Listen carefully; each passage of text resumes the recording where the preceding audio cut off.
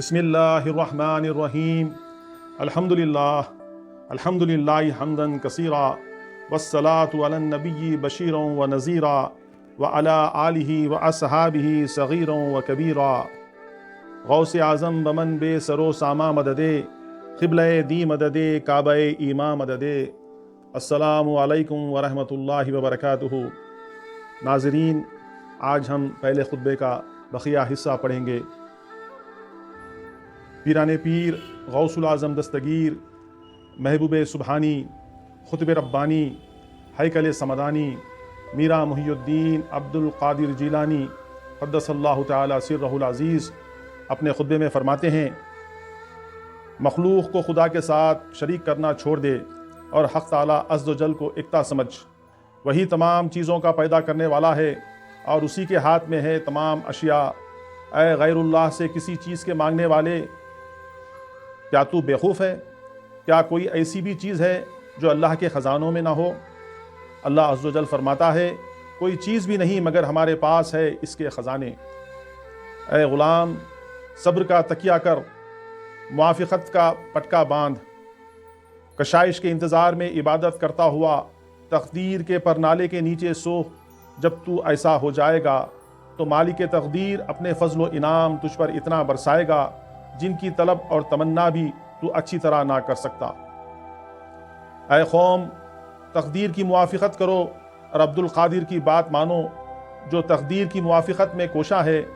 تقدیر کے ساتھ میری موافقت ہی مجھ کو قادر کی طرف آگے بڑھایا۔ اے قوم، آؤ ہم سب اللہ عز و جل اور اس کے فعل اور تقدیر کے سامنے جھکیں اور اپنے ظاہری و باطنی سروں کو جھکا دیں، تقدیر کی موافقت کریں اور اس کے ہم رکاب بن کر چلیں، اس لیے کہ وہ بادشاہ کی بھیجی ہوئی ہے۔ ہمیں اس کے بھیجنے والے کی وجہ سے اس کی عزت کرنی چاہیے۔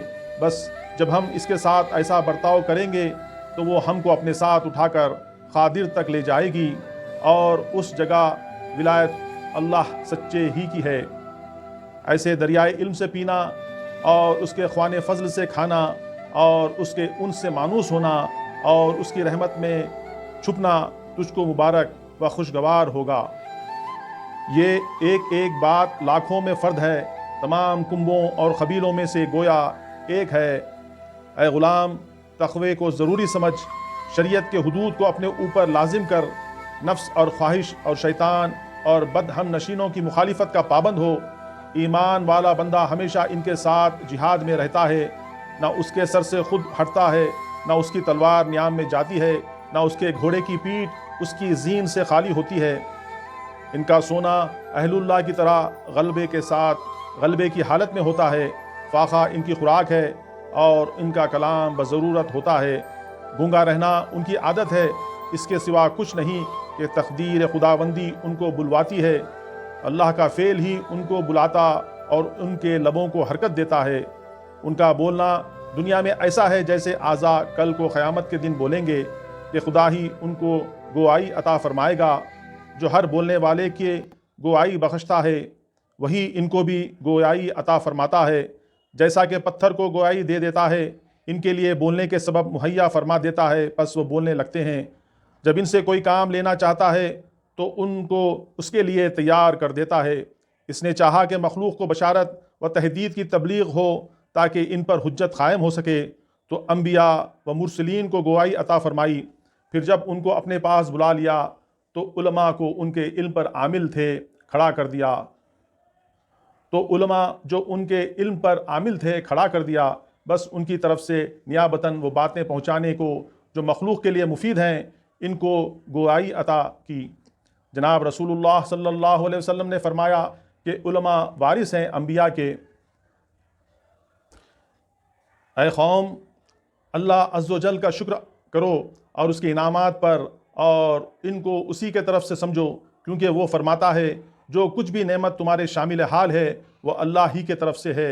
اے خدا کے نعمتوں میں کروٹیں لینے والو، تمہاری شکر گزاری کہاں گئی؟ اے وہ شخص جو اس نعمتوں کو غیر کی طرف سے سمجھتا ہے، تجھے کیا ہو گیا؟ کبھی تو اس کی نعمتوں کو تم غیر کی طرف سے سمجھتے ہو اور کبھی اپنے آپ کو ان کا مستحق سمجھ کر اس کے منتظر رہتے ہو جو تمہارے پاس نہیں ہے، اور کبھی ان نعمتوں سے اس کی معصیتوں پر اہانت حاصل کرنے لگتے ہو۔ اے غلام، تجھ کو خلوت میں ایسے تقوی کی حاجت ہے جو تجھ کو معصیتوں اور لرزشوں سے باہر نکالے، اور ایسے مراقبے کی ضرورت ہے جو تجھ کو حق تعالیٰ کا تیری طرف نظر رکھنا تجھ کو یاد دلاتا رہے۔ تو حاجت مند ہے کہ تیری خلوت میں یہ حالت تیری ساتھی ہو۔ اس کے بعد تجھ کو حاجت ہے نفس اور خواہش اور شیطان کے ساتھ جنگ کرنے کی۔ عام لوگوں کی بربادی لرزشوں سے ہے، اور زاہدوں کی تباہی خواہشات نفس سے، اور ابدال کی ہلاکت خلوتوں میں خطرات سے، اور صدیقین کی بربادی ادھر ادھر توجہ کرنے سے، کہ ان کا شغل صرف اپنے قلوب کی حفاظت میں رہنا ہے۔ اس لیے وہ شاہی آستانے پر سونے والے ہیں، وہ دعوت کے مقام پر کھڑے ہونے والے ہیں کہ مخلوق کو اللہ عز و جل کی معرفت کی طرف بلائیں۔ وہ ہمیشہ قلوب کو پکارتے اور کہتے ہیں، اے قلوب، اے ارواح، اے انسان، اے جن، اے بادشاہ کے طلبگار، چلو اے غلام، نفس اور خواہش کو اپنے سے دور کر ان مقدس لوگوں کے قدموں کے نیچے کی زمین ہو جا، ان لوگوں کے سامنے خاک بن جا۔ خدا تجھ میں حیات ڈال دے گا، کیونکہ حق تعالیٰ نکالتا ہے زندہ کو مردہ سے اور نکالتا ہے مردہ کو زندہ سے۔ صاحب توحید زندہ ہے اور مشرک مردہ، اور اسی لیے حق تعالیٰ نے اپنے ایک کلام میں ارشاد فرمایا کہ سب سے پہلا شخص جو میری مخلوق میں مردہ ہوا وہ ابلیس ہے، یعنی اس نے میری معصیت کے پس نافرمانی کے سبب مردہ بن گیا۔ یہ آخری زمانہ ہے کہ نفاق کا بازار اور جھوٹ کا بازار گرم ہے۔ مت بیٹھو منافقوں، جھوٹوں اور دجالوں کے ساتھ، افسوس ہے تجھ پر، تیرا نفس منافق ہے، جھوٹا ہے، کافر ہے، فاجر ہے، مشرک ہے، تو اس کے ساتھ کس طرح بیٹھتا ہے؟ اس کی مخالفت کر، اس کی موافقت مت کر، اس کو قید کر، اس کو آزاد مت چھوڑ، اس کو جیل میں بند کر، اور اس کا حق جس کا ادا کرنا ضروری ہے اس کو پہنچاتا رہ۔ اس کو مجاہدوں سے کوٹ، اور جس کا نام خواہش ہے اس پر سوار ہو جا، اور اس کو چھوڑے مت کہ وہ تجھ پر سوار ہو جائے گی۔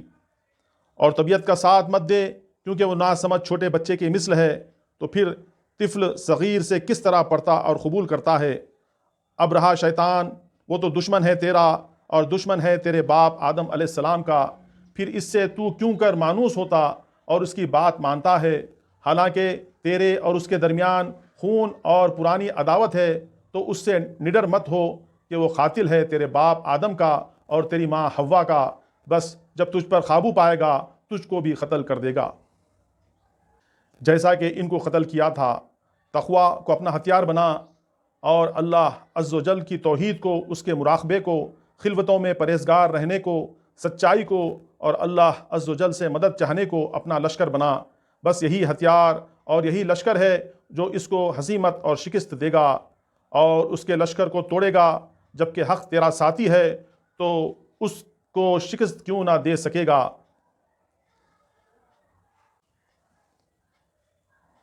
آخر میں دعا ہے کہ اللہ سبحانہ و تعالی ہمارے پیر، ہمارے مرشد، ہمارے ہادی، ہمارے آقا و مولا پیران پیر غوث العظم دستگیر قدس اللہ تعالی سرہ العزیز کے خطبات کو سمجھنے کی توفیق عطا فرمائے، اور ان پر عمل میں اخلاص پیدا فرمائے۔ آمین بجاہ سید المرسلین صلی اللہ علیہ وسلم۔ حق پیر شمس پیر۔